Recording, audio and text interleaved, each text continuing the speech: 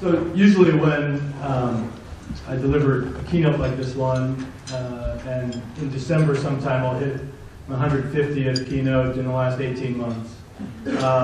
I spend probably too much time talking about the Industrial Revolutions because they have had significant impact over the last couple hundred years. From steam, which changed the world and raised the standard of living for most of the industrialized world, to the electrification, the combustible engine, the electrification of manufacturing processes, and at the same time scientific management theory, really created the middle class in the United States and across the world.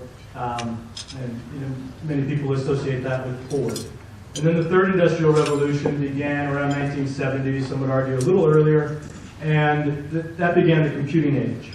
And now we're living in the fourth industrial revolution, and we have been since 2008. However, last week I was on my way to Wake Forest Innovation Quarter to work with a group in Winston-Salem of educators and industry partners.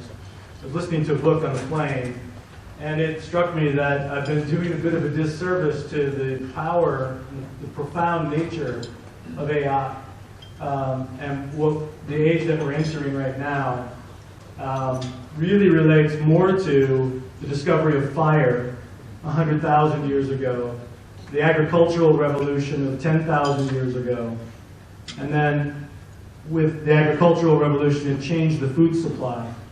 And then along with the wheel, the written word 5,000 to 6,000 years ago. These are things that had profound impact on society and on everybody's life. And now, as we look at 2015 and beyond, it's the age of AI and IoT. And so we're in the midst of it today. But oftentimes you'll hear terms out of highly intelligent people like Andrew Ng talking about AI as the new electricity. And what I'd like you to think about for the next 45 minutes or so, I'll do my best here, is AI is the new fire. AI is the new written word. Because that's the profound impact that we're looking at. And we have this tremendous responsibility once you accept that this is not simply, if you think about the slides that you just saw, over the last 5,000 years since the wheel, there's really not been anything significant enough. Think about all of that's happened in the last few hundred years with regard to technology. There's been nothing significant enough to measure up with those historic movements until now. And so the responsibility that we have over the next 25 or 30 years is to get it right.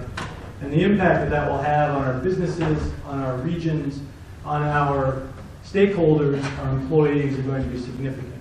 There's one baseline piece of information I'd like you to understand is that if you are not 65 years of age or older, you've never worked in the U.S. economy during a sustained period of growth. That stopped in 1970. Okay? The period between 1920 and 1970, fueled by electricity, combustible engine, and other innovations of the time, were the most successful era in terms of sustained growth. But over the last 50 years, there's been a significant gap in terms of technology that's been available versus the way it's been adopted, the rate at which it's been adopted. And so what you could isolate here the next 20 years, and when you look at the verticality of the adoption curves that are on the screen, every industrial revolution that has taken place in steam has been about 4 key areas: energy, health, communication, and transportation. Every major innovation falls under those 4 categories. Today we're talking about a 5th, which is production. For the first time, with the digitalization of production or manufacturing, this is expected to be an a period of incredible sustained growth over that 20-year period of time, fueled by the adoption of these many technologies across every industry. So, sort of doubling up on me a little bit. The next slide, oftentimes when we think about technology, we think about the coasts, especially Silicon Valley in the context of innovations that are occurring today. But the fifth computing wave, which we're in the midst of right now with cognitive compute, is actually going to most significantly impact the parts of the country where manufacturing is most significant.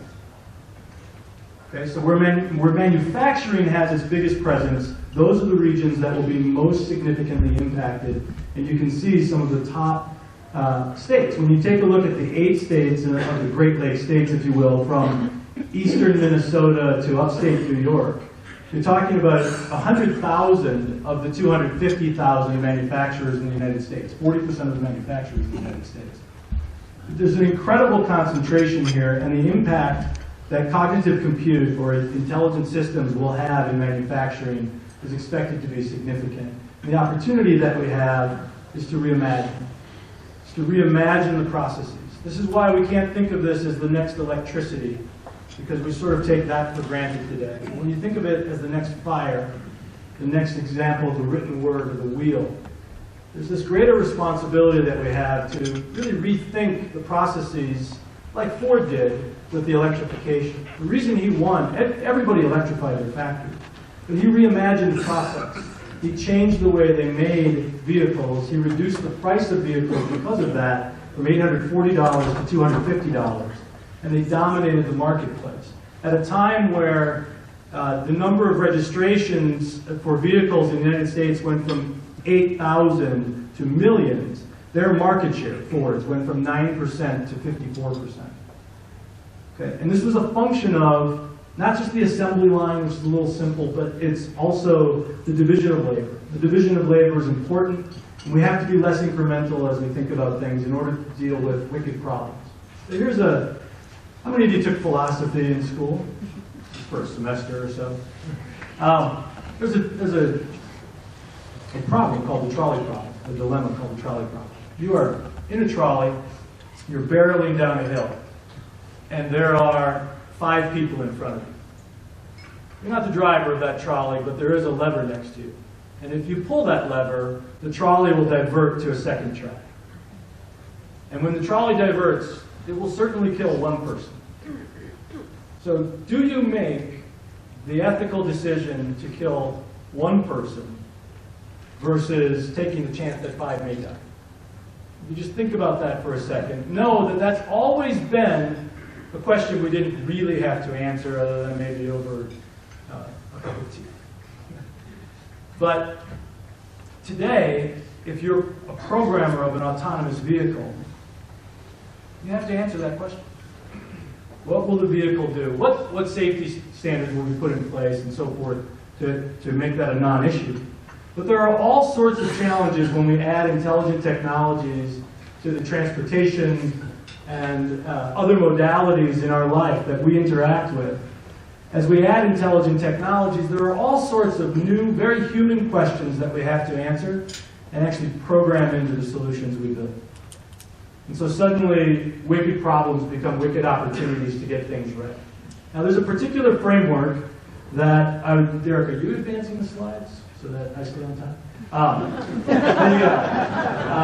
There's a particular framework that I like to use in order to avoid blind spots in the thought process or in a framework that you build. And so today, I'd like to talk to you about internal, external, and big picture. Internal is you and your business. External are your stakeholders, your community, your employees. Certainly, we'll spend some time on workforce. And then big picture is about Walworth County. It's about the region, for the sake of today's conversation. So this is the age of exponential disruption, and I think I can help you sort of quantify that. We'll get through a few statistics and then start talking about the impact of those forces that are impacting our businesses and our daily lives and our communities. According to Klaus Schwab at the World Economic Forum, he's an economist there and the founder of the World Economic Forum, it's important to understand the concept of exponential versus linear, non-linear versus linear, okay? Because typically the systems that we design, they're extraordinarily linear.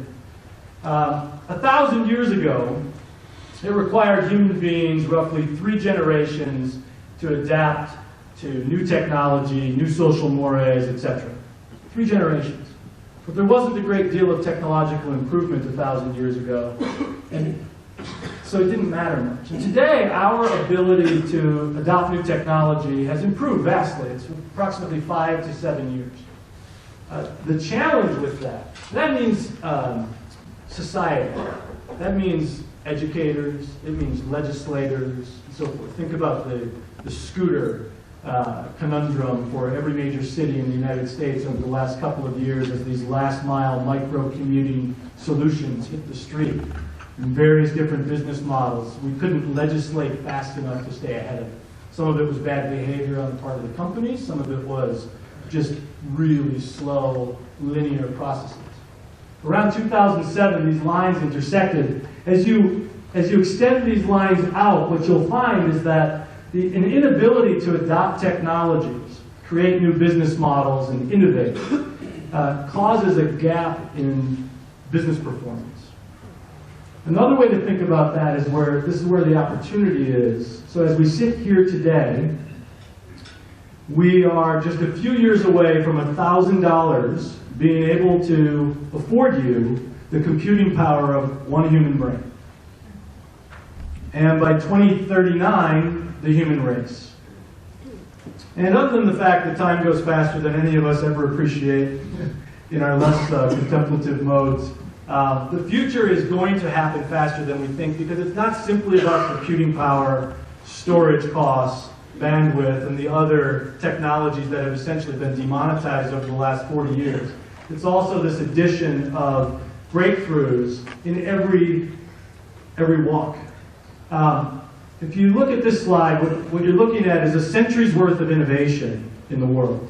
There are 20 lines on this slide, and on the bottom left you'll see some of the innovations of the second industrial revolution. Electricity, the telephone, the black and white television, the radio, so forth. And as you move forward into the third industrial revolution, that's where the adoption of commercial air travel existed and so forth. And you can see some of the upper left, you can see the third and into the fourth industrial revolution. And then to the right of the slide, what you should be noticing is much greater verticality in terms of the adoption by mainstream market. Okay, so it took the telephone 76 years to hit mainstream market. It took the cell phone, the smartphone, 9 years. It's quite a bit faster, and it speaks to this 5 to 7 years that we were talking about just before. The challenge that we face today, going forward in this century, is one similar to, I think, Ray Kurzweil, who's pictured here, captures it best. And it is that over the next 80 years, at today's rate of innovation, today's rate of change, the expectation is that 20,000 years of progress will take place. Okay, so if you look at the last slide and you had 20 lines in over 100 years, that means there would be 4,000 lines in the next century of these major breakthrough technologies: the refrigerator, the telephone, electricity, black and white televisions, color televisions, gaming systems. The rest of this century ends up looking a little bit like this. Now, just because I didn't have time to put all of the lines on here, but really more so if you don't believe the prediction of 20,000 years and you think about 1,000 years, this is what it looks like. So this is just 5% of the prediction, but essentially what he's saying is that, what this says is that instead of every 5 years like the last century, in the century to come, we're talking about every 6 months. If Kurzweil's right, it's every 9 days. Okay, so if we believe 6 months for these innovations, which will continue to accelerate, now the challenge becomes, how quickly can we adopt? How quickly will new technologies that we bring to market be outdated before it ever hits mainstream market? There will be many more failures than ever. And as it relates to industrial technologies, business-to-business technologies, smart factory, etc., the major concern that the consulting firms have is one of paralysis, which is, that's one thing to stand in line for the next iPhone. But if I have to bet $250,000 on the next technology that will help me catapult my business forward, and there's something that's 3 to 6 months away, because that's what happens in our century, or 9 days, when do I make the decision to buy? Now, that doesn't mean we have to go from a 1 to a 5 or from 0 to 100 overnight. There are ways to engineer these systems to be more incremental and the investments more incremental so we can prove our return on investment.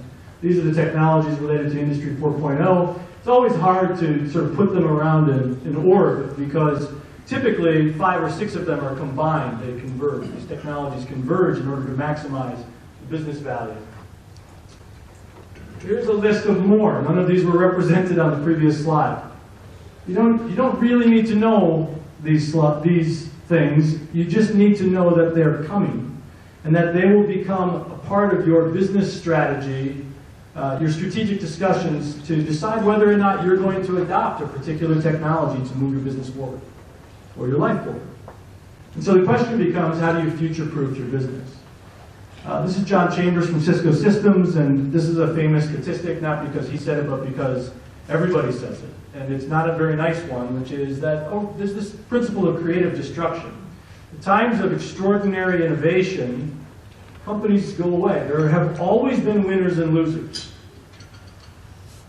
There will always be winners and losers, and in the next decade or so, the business outcomes will vary more widely than ever. And so, on one end of the spectrum, we have this challenge that approximately 40% of businesses will cease to exist in a meaningful way in the next 10 years. It's a fun exercise to take a look at the Fortune 500, or even the Wisconsin-based 9 Fortune 500 companies and say, which 3 or 4? It's less fun when you think about 9,200 manufacturers in the state of Wisconsin. You think about these 8 global forces, internal, external, big picture, mindset issues, straight up demographic issues, lots of businesses for sale over the next decade. Private equity companies are well aware. Companies planning roll-ups are well aware. Discounts are expected to be taken based on the fact that minimal investments aren't being made around areas like data analytics, simple automation, things that have to be in place in the next 3 to 5 years if you're on that exit horizon. We're going to spend some time on the middle box, but on the big picture we have digital globalization. Globalization is, we're not talking about containers on ships here, we're talking about digital skill sets. The ability that companies have to outsource offshore to Asia, in this century to the African continent, where much of the population growth is expected. Population drives manufacturing. It drives middle-class spending, and it drives manufacturing. And the population growth that will occur between now and 2050, as we get to 9 billion people, or 2100, when we get to 11 billion people, most of that growth will actually occur in Southeast Asia and the African continent, and they will be manufacturing centers. The ability that companies will have to outsource to Africa will be the new India. They will be the cost leaders to begin with. So, how do we deal with these forces? I focus some on manufacturing, mostly in Wisconsin and then around the country, but there are 9,200 manufacturers in the state of Wisconsin. There are 476,000 people employed. That's essentially 1 out of 6 employees in the state. It's 18% of the GDP. In the 7-county region that includes Walworth, it's 35% of tradable goods. The eastern half of Wisconsin is much more highly concentrated in manufacturing than 18%. 7 out of 8 manufacturers. So of that 9,200, there are approximately 1,000 that produce products. 8,000 plus companies produce components for those products. So when we apply 40% attrition to 9,200, it's 3,700 companies. The picture is not a great one. It looks a lot like this one, right? 40% attrition over the last 10 years, much deeper if you go back 50 years. We produce more dairy products than ever in Wisconsin today. But we do it with 7,800 farms instead of 60,000. That's the sort of industry out there.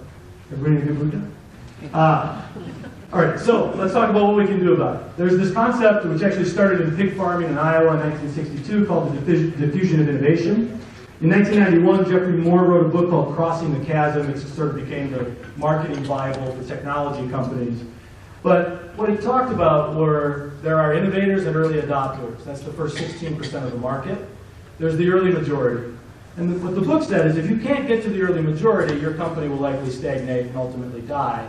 So you need to figure out a way to get beyond the early adopters to the early majority. Today, I think there's an entirely different chasm. And that one is from the buy side. So as business owners, as community leaders, we need to be looking at the opportunity to have people finding ways to make decisions fast enough to be in the first half of the market. The reason for that is this hype curve. When you apply this curve, which is a Gartner hype curve, to this chasm theory, you find that the business value is in the first half of the market. After that, you're playing catch up, and you can't maximize or optimize value for an individual business or a region of businesses. Okay? So the thought becomes, how do we become more proficient at adopting technology? Some of that is a mindset challenge.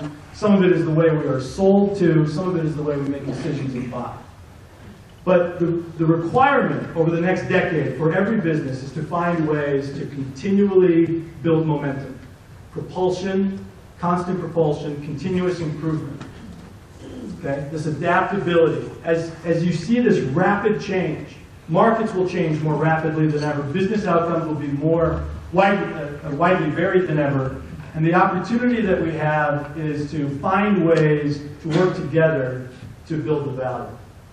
So my job today is not really, I don't want to convince you or try to convince you of anything. I really just want to put you in a position where you're thinking about this a little differently, maybe with a little more data behind you, a little more perspective, so that you decide that it's time for you to personally and for the sake of your business formulate some response.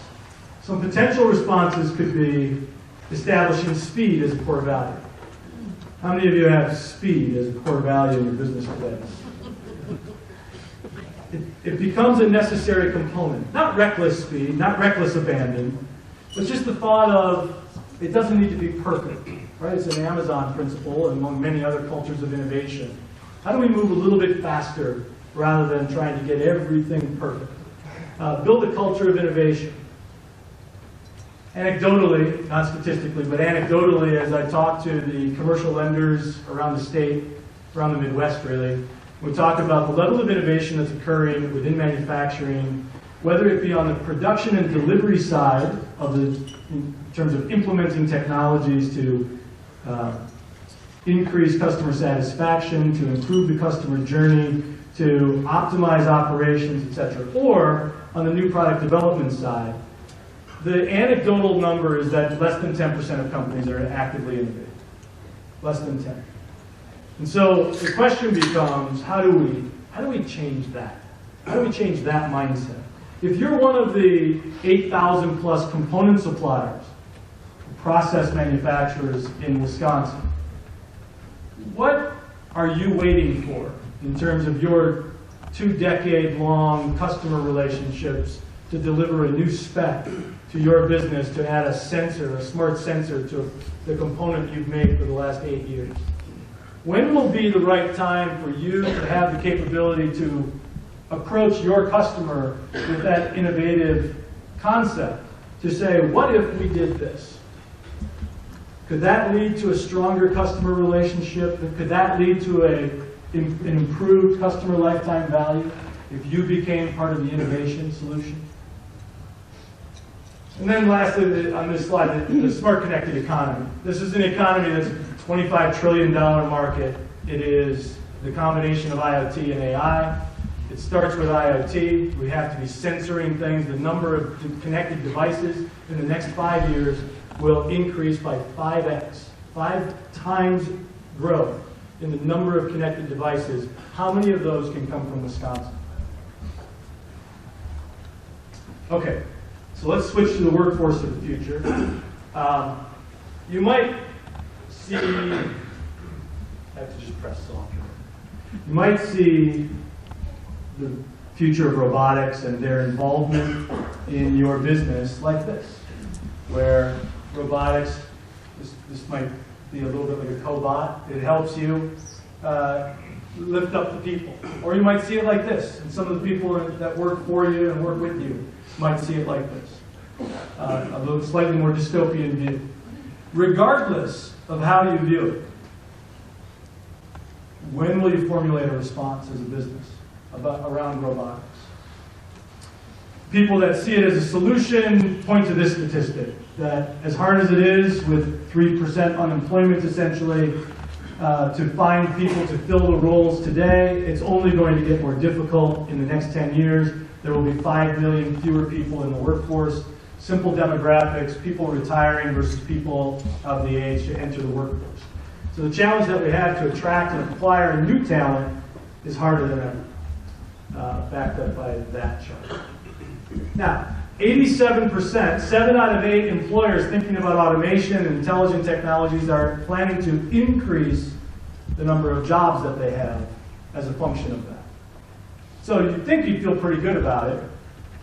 But job growth will be highly distributed and highly uneven throughout the United States. This is a McKinsey study from about probably 2 months ago now. It actually breaks it down by county. I would encourage you to have a quick look at the data. Whenever automation has come to be like these power looms, that picture was of Edward Ludlum. His friends called him Ned. Ned Ludd, the Luddites. When we think about Luddites today, those are people that don't necessarily react well to new technology. What they really didn't react well to was the wholesale firing of artisan workers in the textile mills. They replaced those multi-generation artisans with people from the fields who could very easily operate a power loom. It turns out that throughout time, when you threaten somebody's ability to put food on the table, there's an uprising. And this is the challenge that we face even today. This article is 2 weeks old. Every industrial revolution has been fear of robots, there's been fear of automation, there was fear that computers were going to take everybody's job as well. And it continues on today. That's why websites like this exist. This is an actual website. You can plug in your title. I encourage you to jump on your phone right now, plug in your title, and see if you can fit in the number or not. The issue here is that there will be great disruption, and it's important to understand the mindset of your workforce, of your team, of your family members who might be feeling similarly. This statistic from McKinsey and World Economic Forum talks to the point that perhaps as many as 1 out of 4 workers in the world will be displaced, meaning they have to change jobs, 1 out of 4. This is a much larger issue than the jobs you can't fill today because you can't find the people, because you can't hire the people. It's a much more significant issue is the reskilling, upskilling, and new skilling of the individuals that are part of your incumbent workforce. Almost half of those 800 million are likely to have to change job descriptions to the point where they'll have an entirely different category than they're in today. This is a great deal of rework that needs to be done and change that needs to be managed during this next decade. This is a 2030 statistic. The most concerning statistic that you'll see today is this one. Today is the eve of 2020. What this says is that if you have a 70-person company, roughly 40 of them, 38 of them, have to be reskilled, upskilled, or new skilled by 2022. Okay. If you have 500 people, roughly 280 of them have to be reskilled in the next 3 years at a cost of $24,800 per employee on average. Now this, if you do it on your own. However, there's other research. This is from October of last year. But January of this year, there was other research that came out that said, if we did this on a regional basis, let's take, for instance, Walworth County as opposed to the 7 counties. The cost of reskilling could be as low as $5,000 to $10,000 per employee. So if you own a business right now, just do the math on $15,000 savings times approximately half your workforce. And know that because of the disruption and change in technology over the next century, but certainly over the next couple of decades, if you intend to hang on to your business for that long, this will be a constant need. And so the opportunity to reduce costs by sharing and building joint training programs and working closely with incredible organizations like Gateway, which is this jewel of an asset that we have in southeastern Wisconsin, with the #1 Industry 4.0 training center at the IMET Center in Sturtevant in America, right, by all accounts. So you can talk to every robotics, mechatronics, every vendor. This is the #1 place. They're doing some pretty cool things in Ohio, but Wisconsin gets it right in terms of high school and college training, and certainly Gateway is the leading example there, and their leadership team is leading some of that conversation on a national level. So I would rather pay $5,000 or $10,000 per employee on an ongoing basis rather than trying to figure out how to budget for $25,000 per employee.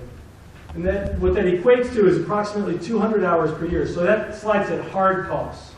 Don't forget about the costs related to paying them while they're being trained, right? And the conversation about, can that be during working hours? Can you afford 5 weeks a year of additional learning time? Or the Google rule of 10%, 20%, right? 20%, 10% of the week going to learning. Are we good with that? I don't think that conversation has started in too many businesses in earnest. But know that this is not 2030 or 2050 or further out. It's 2022. Significant amount of disruption. Right now, if I graduate high school and I go get a $15 an hour job at the Amazon Fulfillment Center doing pick and pack, they will also fund 95% of my education. And there's a Gateway campus on the Amazon campus. And certainly many more within a certain radius, right? So $17.50 an hour doesn't get it done. This generation is interested in understanding where they're going next. And by the way, this generation is not, I'm not talking about Gen Z. I'm talking not only about millennials. I'm talking about all of us. Continuous learning is a lovely cliche, but it is now necessary.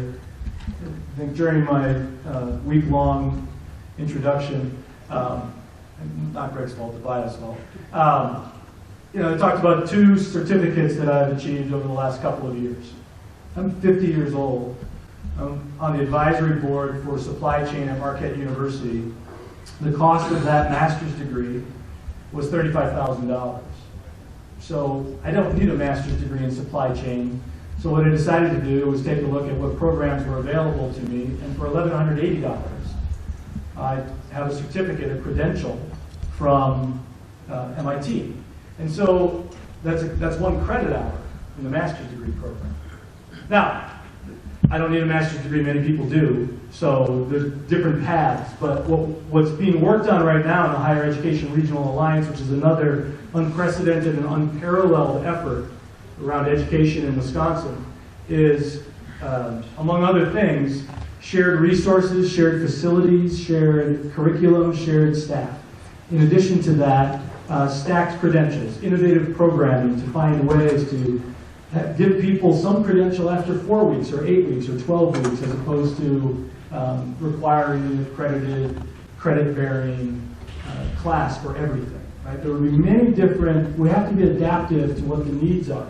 If some 50-year-old person is looking for some additional baseline foundational information with regard to a given area of study, we need to be able to put ourselves in a position to deliver that. So these are things that are being worked on, and I want to encourage you as employers to be involved in that thought process, to help start building the pathways for individuals. As Accenture looks at every role on your team, in your organization, they break it into 3 categories. That which is uniquely human, that which can be augmented, and that which can be automated. When you look at the data attached to that, all you really need to do, you don't need to read the eye chart, you just need to look at the combination of blue and gray and recognize that for 9 out of the 10 job categories, part of the role can either be augmented or automated. More than 80% of the role can be automated or augmented. So where are you in terms of thinking about the pathways in your organization for your employees to grow as you apply automation? And this doesn't have to be about manufacturing and robotics. This can be about artificial intelligence technologies in your customer service team or your HR team or your accounting team. These roles are going to change significantly, and the challenge that we have, and it's one best taken on by regions instead of individuals, is to find ways to build new standards, to define these roles and create the career ladders that are available to us. It's what Deloitte calls super jobs. So, yeah,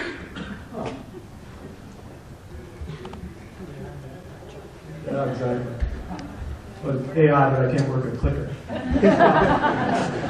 So Deloitte they think about standard jobs as we think about them, and then there are hybrid jobs because as automation comes in, roles will change. Some people on your 5-person team will do something else, and the hybrid role will be left for the people that are remaining in that position.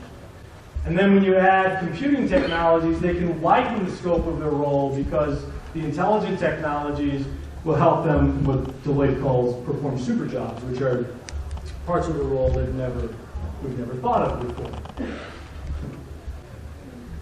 You've probably seen this slide, but 2022 jobs landscape, you can see the great emphasis on data, technology, in every company, in every role. And this is always an interesting statistic that 2 out of 3 young students today will have a job that doesn't exist, and that sounds fictional. But if you take a look at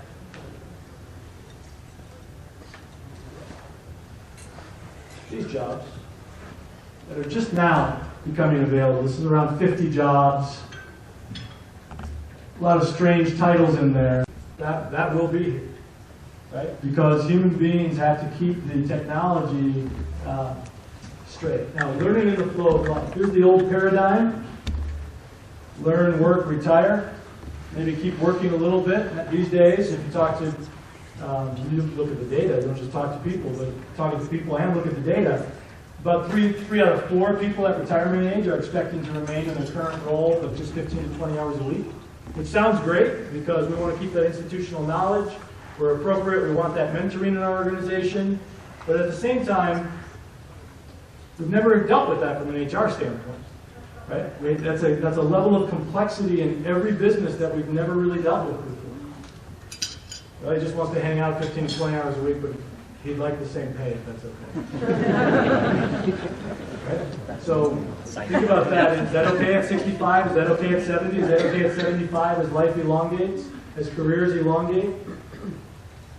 These are things that we'll be taking on. But that old model of front-loading education is gone, and what we're doing now is taking a look at a paradigm of learn, work, and it's a continuous cycle throughout our careers, all of us. Doesn't matter if you're on the other side of 50. You will have to learn something in the next 10 years of your career. Formally learn something. Be trained, get a certificate, get a credential.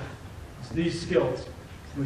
Technical skills are extraordinarily important, but as I go around the country, mostly at the behest of Dr. Albrecht, and I work with 2-year schools and 4-year schools throughout the country, we oftentimes talk about these 15 skills, and many of them match what's in the annual report, from the WCEDA annual report at your tables. These very human skills become extraordinarily important if you're looking for people to fill roles in the middle. Those jobs that have not been created yet. But in addition to that, there's this need, a greater need, more so than ever before, to actively collaborate. Not just collaborate, but converge. So how can you future-proof the workforce? Here are just a few thoughts. Pathways. This is a term that's very common for those in training or education and so forth. But it used to be a lot easier to define a career path. That lateral and linear career path for somebody when they walk in the door. Today, it's much more dynamic. Can't expect people to be there for more than 6 or 7 years, but they're expecting you to put them in a position to move on to something better, which means they want to acquire skills during the time that they're with you. Is that okay? If I'm a $15 an hour employee at Amazon, I can be getting my nursing associate's degree. at the same time. Because their message is, from an employee attraction standpoint, come work for us, we'll set you up for life. Right? We'll put you on the path that you want to be on. And that's how they get $15 an hour employees to stay for 2 years instead of the 3 to 6 months that they were last. And by the way, 2.5 years is what software companies average. So it's pretty great performance in terms of what that ROI is on that spend.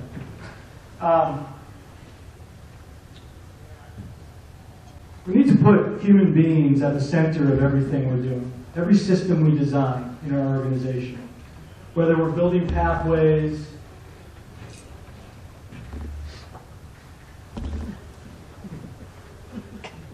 just want to go over a couple of things. Whether we're establishing, like speed, continuous learning as a core value. Whether we ourselves as leaders, business leaders, have to understand the impact that technological innovation is having on the mindsets of the workforce. How many of us go to work every day in fear that we'll ultimately be replaced by some automated technology?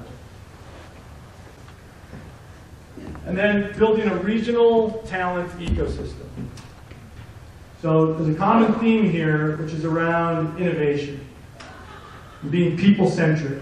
At a time when 54% of workers needs to be reskilled, and only a third are actively engaged, and in fact almost one out of four are actively disengaged at work. There's this unique opportunity we have to build pathways with people in mind. Now it's an oversimplification, but it's sort of the Amazon philosophy on, and we'll fund your education. But if we can develop systems and processes and pathways for individuals, we have a much better job at talent retention, much better chance at talent retention in our businesses, if we can design something where they find purpose and value, especially if it's something they can move on to, maybe even outside of our organization. And I recognize that that's an extraordinary paradigm shift for businesses, small, medium, and large. But it's where the workforce is, and we need to meet them there. Now, this last piece is about the need to do this together. The very largest companies in the world do not do this on their own. They collaborate. Ford and Volkswagen are collaborating today on new product designs to take on the electric vehicle manufacturers. There are partnerships and ecosystems that are being built throughout the world by the largest, most powerful companies for one reason, so they remain relevant. And if you're not part of the innovation, smart, connected economy today, will you or your customer be relevant in 3 years? That company that provides you with 18% of your revenue every year through a 15-year relationship that you've had supplying components, will they be relevant or will they be disrupted? We need to solve these issues together.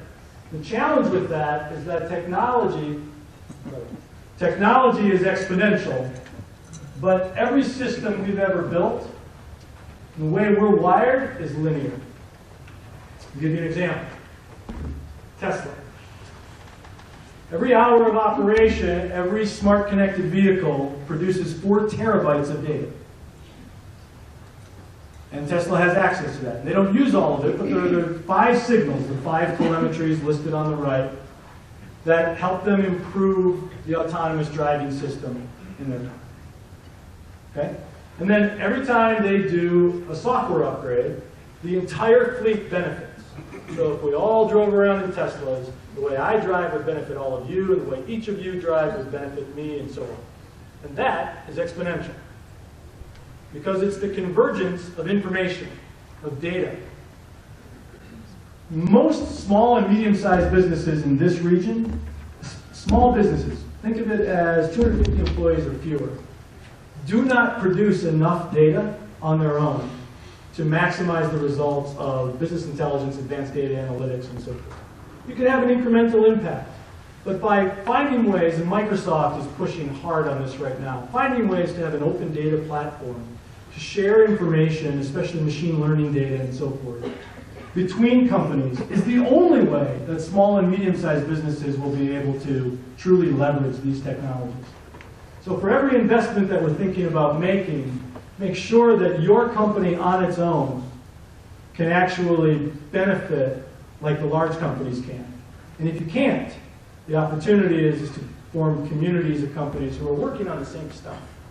There's no reason why any company in here should be paying, forgive me all accounting firms and advisory firms in the room, $1,000 an hour for a couple of partners to come down to decide what the first 10 business metrics are that matter beyond your financials. If this were 1978, that would be a laminated sheet in a 3-ring binder. And today, we need to create that 3-ring binder so that perhaps the 12 metrics that I find most important aren't the same 12 as Derek. Maybe we have a different level of priority around each of those. That's simple data visualization, but we need to stop the process of educating one-on-one. By using something like capability maturity modeling, which is just a 1 to 5 scale, if I'm a 1, if this side of the room is filled with 1s and 2s, and you're all 3s, 4s, and 5s, we can't really do much together. We can do this. We can convene. People are really good at convening. But we don't converge. And we can't find ways to work together for 90 days because you're 2 years ahead of us. Why would you do all the heavy lifting? You'll let me buy you lunch. Don't get me wrong. You'll feel really smart and I'll feel better informed. But in terms of lifting up the capability of our organization, we need to find ways to curate groups. And there are frameworks that exist to do this, and it's not that hard. To pair current state and target state, to pair priorities, and actually work together. I'm not talking about work together with the company that you run into 8 days a week with quoting. I'm talking about the company that's down the street that is in a similar but not the same business as you, or maybe the same business, but you actually supply one another and you're less competitive and you just don't compete on the paradigms from the 80s and 90s. This is the challenge in front of us, and if the region wants to take a lead, like Walworth County, if a region wants to take a lead, it would be about speed and collaboration. It would be about creating an expertise not just around innovation and new product development and design, but also our ability to adopt and leverage technologies, the ability to create closed loops on data to get much more signal like Tesla or like Mark Forge, which was the picture that was up, a 3D printing company, has grown 12,000% in the last 3 years. Greg Mark, the CEO, who was pictured on the last slide, was telling me a couple of weeks ago at an event in Milwaukee that they have 10,000 machines in the field today, 3D printers. Every week, 6 of them sit down, including Greg, and they do a review of 10 jobs that didn't go well, that didn't print well. He's an MIT mechanical engineer, okay? 6 people, 10 jobs a week. They also have an AI doing the same work, and today, the human beings still outperform the AI. And they believe there's a 12 to 18-month fuse there, where the AI will actually, from a quality standpoint, outperform the human beings, 12 to 18 months. The difference today is that those 6 people, the business can afford to do 10 jobs a week. The AI can already do 10 a second.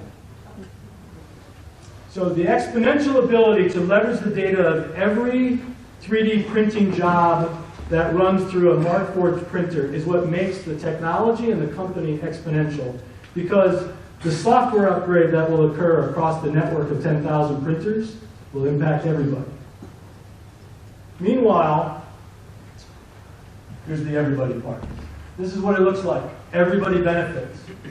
When we implement technology as individual businesses, or we implement new workforce strategies, here's what it looks like. And that's it. Right? Just the upper left. But that's 10 companies, so it's actually this. And then we all do this. And we do this without telling anybody, whether the result is green, red, or yellow. Whether it was a great result. If it's a great result, we don't want anybody to know that we did something that might offer a 3 to 6 month competitive edge. And if it's a bad result, heaven forbid anybody knows that we messed up. Where we would benefit and make this much more exponential is by sharing data in these discretely organized projects. We can go much faster and make smaller bets. You don't have to spend $150,000. You can divide that by 10. You could include 10 companies and innovate more often, and achieve more within your budget in the same year.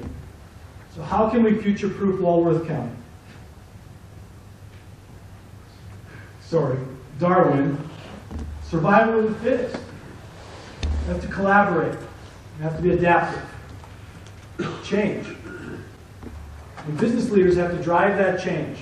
The willingness to come together. It simply takes frameworks to reorganize work. I'm not suggesting it's easy. I am suggesting I've spent 2 years involved in building the frameworks, and they exist, and you can work together immediately. It's simply a dynamic group of cross-industry partners working together to design, build, and implement value-added technology solutions. It's just a network of networks. All of you have got your own business network. If you brought that to a group of 10 companies who were actually working together to implement some new solution around data, to get from a 1 to a 1.4 in 90 days at a cost of X divided by 10. Much more efficient.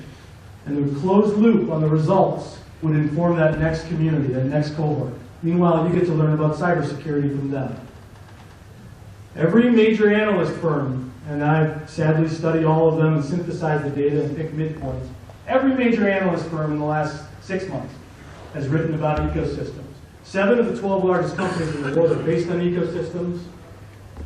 $60 trillion, or 30% of revenue worldwide by 2025 will come from digital ecosystems, 50% of corporate revenue by 2030. 3 out of 4 CEOs believe that their existing business models, this is 1,250 CEOs talking to Accenture, their existing business models will be irrelevant within 5 years, and that ecosystems will be a primary agent of change. 5 out of 6 believe that they're an important part of their strategy, and 5 out of 8 would build one on their own to disrupt their industry. So I built TENX Manufacturing. We started in the spring of this year. There are 118 manufacturers. There are 54 qualified service providers. The basic principle is this. I built the frameworks by which companies like Plastic Oil qualify to do business with Foxconn. They're receiving an award today. They should get another one for their level of customer satisfaction. The basic principle of an ecosystem approach is it's not for everybody. This doesn't save the 40% of companies who don't want to make investments. That's a business decision. The companies that want to grow and go faster have an opportunity to participate for a fraction of the cost. We take high-performing manufacturers, we pair them with high-performing service providers, and we create closed-loop data cycles. And the probability of better business outcomes, more predictable business outcomes, is higher. It's a much different way than doing it on your own. The map looks a little bit like this today. This is about 60% accurate with various stakeholder groups. It ties right into the higher ed. We work on these challenges: talent gap, the entire continuum from attraction to retention with learning and development and onboarding and so forth in between. Implementing Industry 4.0 and new product development. We create ecosystems of manufacturers, surround them with experts that are high performers. We help. Here's another major issue. This is one of the last points. If I'm a 1 today, great. You can come and sell me a 4. You can try. You can sell me the vision of a 4. Tomorrow, I can only be a 2. There are very few leapfrogs that occur in this world as it relates to capability and maturity in a company.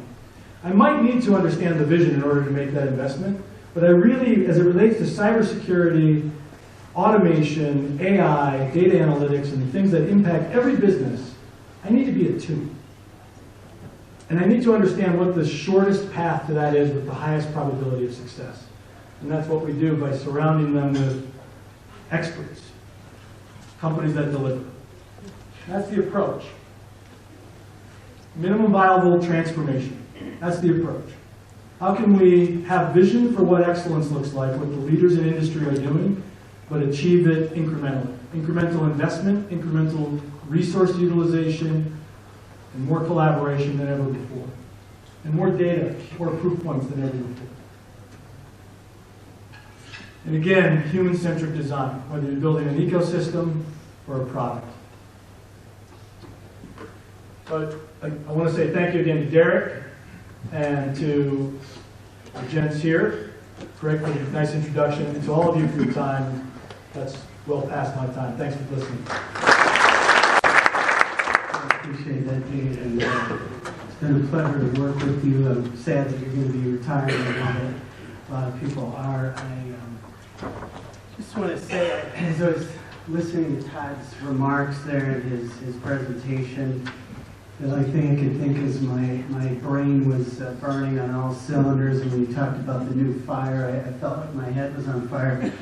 would love to talk more about that and break that apart, but of course we can't do that. But I hope that all of you will go back and take some of this back to your respective organizations and think through these things, because WCEDA and Todd, I appreciate that you did part of the work for me, just talking about our role, and part of our role is really to facilitate some of these things that you talked about with collaboration with education partners and